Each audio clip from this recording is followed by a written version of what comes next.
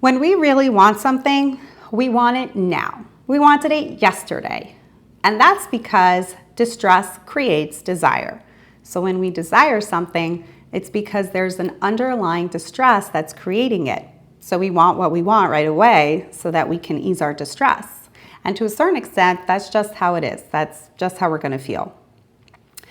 But when we have a fear that we're not going to get what we want ever, that often exacerbates the distress and makes us feel desperate. And desperation is the opposite of desire and pushes us away from what we want.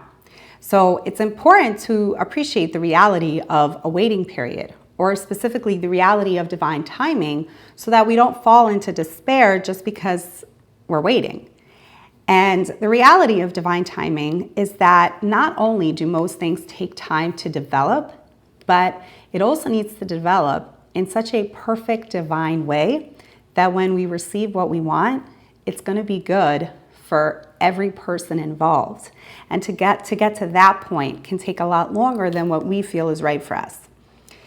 An obvious example of this would be with pregnancy.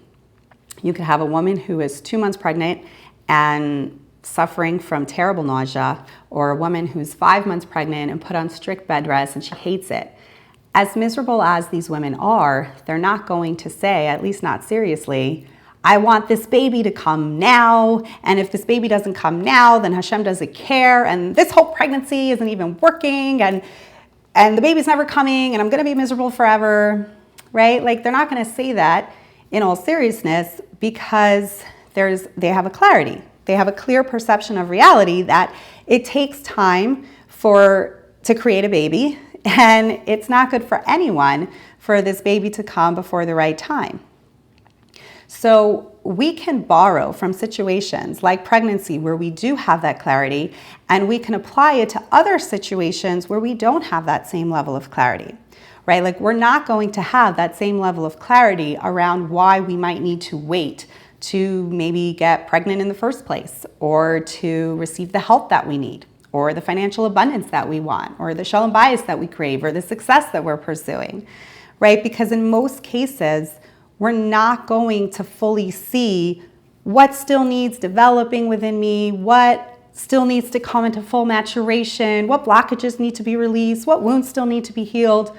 We just don't have access to most of that information. But we can borrow from situations where we do have much of that information and recognize on some level that the same timing issues are at play with what we're dealing with. So we don't need to lose hope just because things are taking a long time. And when we do recognize that we are, in fact, in a gradual process towards what we want, then there is a clarity that we get. And the clarity that we get is that we get to see and recognize clearly all the many signs that Hashem sends us along the way. He sends it to everyone, but not everyone sees it clearly. But we can see clearly the many signs that Hashem sends us along the way to let us know, I got you, I'm guiding you, I'm supporting you, you're on the right track, and you just need to keep going.